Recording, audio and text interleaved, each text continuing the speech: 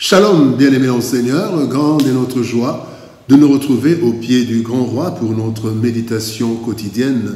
Nous sommes le jeudi 10 juillet 2024 et nous vous saluons au nom de notre 2025, le 10 juillet 2025 et nous vous saluons au nom de notre Seigneur et Sauveur Jésus-Christ. Pour notre méditation de ce jour, nous allons lire un texte dans les évangiles. Évangile selon Marc, chapitre 11, de verset 24, nous lirons dans deux versions. Parole de vie 2017 nous dit « C'est pourquoi je vous le dis. Quand vous priez pour demander quelque chose, croyez que vous l'avez reçu et Dieu vous le donnera. » Louis II nous dit « C'est pourquoi je vous dis, tout ce que vous demanderez en priant, croyez que vous l'avez reçu et vous le verrez s'accomplir. » Si tu ne doutes point, bien-aimé dans le Seigneur, tel est le thème de notre méditation de ce jeudi 10 juillet 2025. Chaque fois que nous prions, nous désirons voir notre prière être exaucée. Cela résout notre problème et augmente aussi notre confiance en Dieu, à qui nous adressons toutes nos prières. Les prières non exaucées produisent plusieurs frustrations en nous. Et parfois, nous allons jusqu'à nous demander si vraiment Dieu tient compte de nous. Est-ce qu'il nous aime? Cela arrive.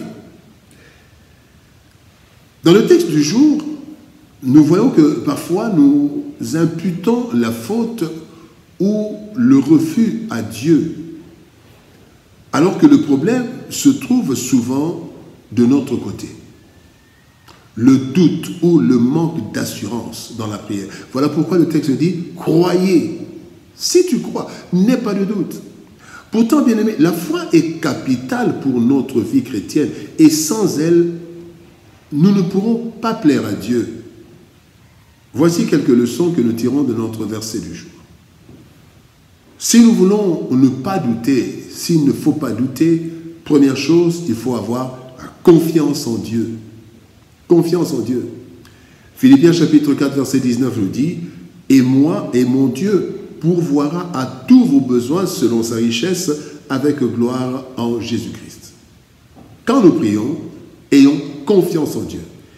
Dans la prière, la base et le point de départ doivent être la confiance en Dieu. Cette confiance ne doit souffrir d'aucun doute, comme nous le notons dans le chef de ce père qui s'adresse au Christ pour la guérison de son enfant en disant, avec hésitation, « Si tu peux guérir mon enfant, si tu peux. » Et la réponse du Christ dans Marc chapitre 9, verset 23 était, « Si tu peux. Tout est possible à celui qui croit. » Donc cela veut dire, de mon côté, il n'y a pas de problème, le problème se trouve de ton côté. Et bien ceci signifie, bien aimé, ce que Dieu dit, c'est que nous devons avoir confiance en Dieu parce que Dieu est capable de tout. Il est capable de tout, bien aimé. Dieu puise sa capacité en lui-même, dans sa toute-puissance. Et Dieu maîtrise même les temps et les circonstances. Donc du côté de Dieu, il n'y a pas de problème, c'est de notre côté.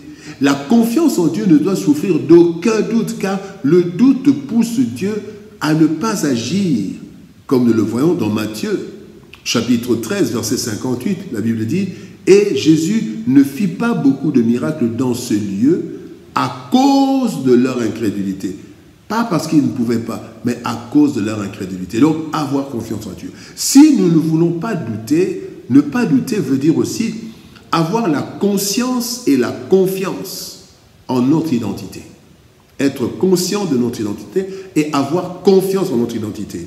Dans Luc chapitre 18, verset 7, la Bible dit « Et Dieu ne fera-t-il pas justice à ses élus, qui crient à lui jour et nuit, et tardera-t-il à leur égard ?» Bien-aimés, parfois nous doutons parce que nous ne sommes pas très conscients de notre identité d'enfant de Dieu, ainsi que toutes les conséquences qui en découlent.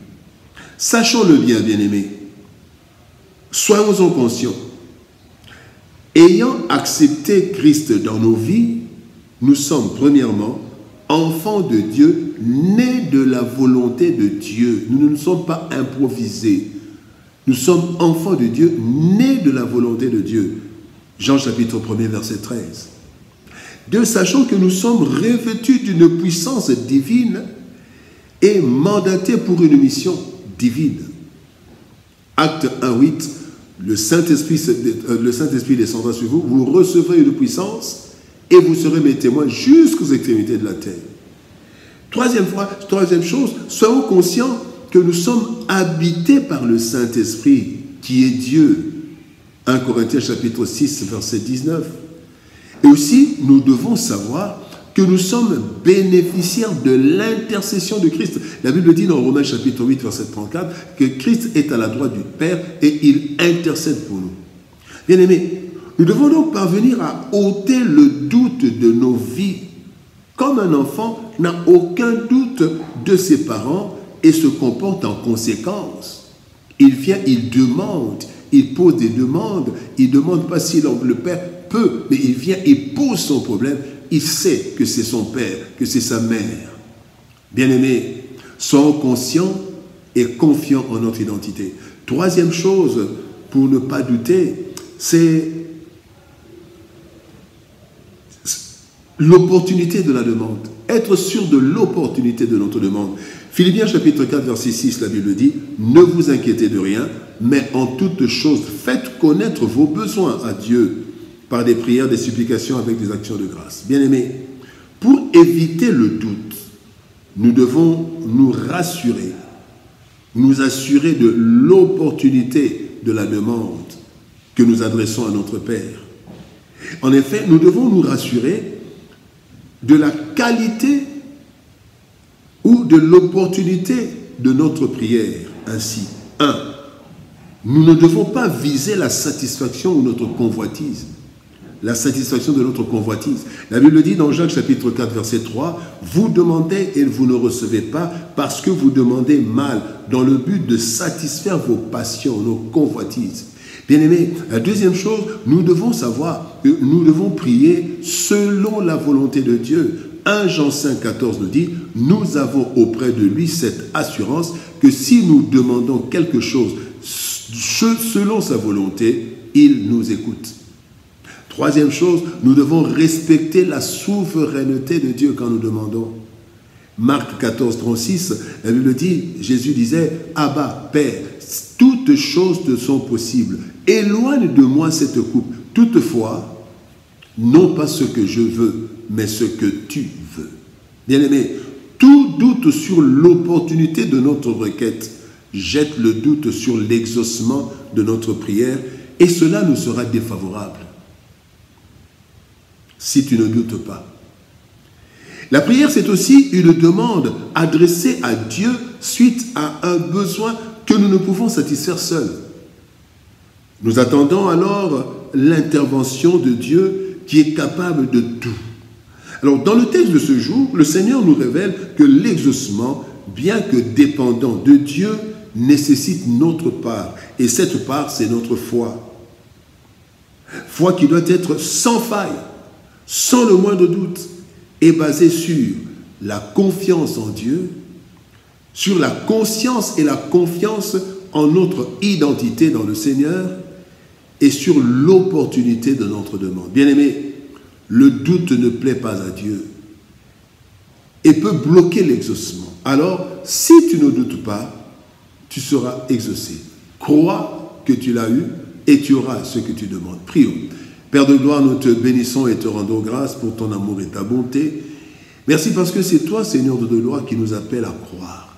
Quand nous venons devant toi, nous devons croire. Nous devons ôter tout doute parce que le doute bloque l'exaucement. Seigneur, aide-nous à avoir confiance en toi. Aide-nous à avoir conscience de notre identité et confiance en cette identité en toi. Et aide-nous, Seigneur de gloire, à mesurer, à être sûr de l'opportunité de notre demande. Ainsi, nous ne douterons pas. Nous demanderons avec confiance et nous pourrons attendre l'exaucement de notre prière. Bénis ta parole et bénis ton peuple. Au nom de Jésus-Christ, nous avons ainsi prié, Père. Amen. Bien-aimés dans le Seigneur, que Dieu nous bénisse. Shalom, au revoir, et par la grâce de Dieu, Nous nous retrouvons demain pour une autre méditation au pied du grand roi. Shalom, au revoir, et par la grâce de Dieu, à demain.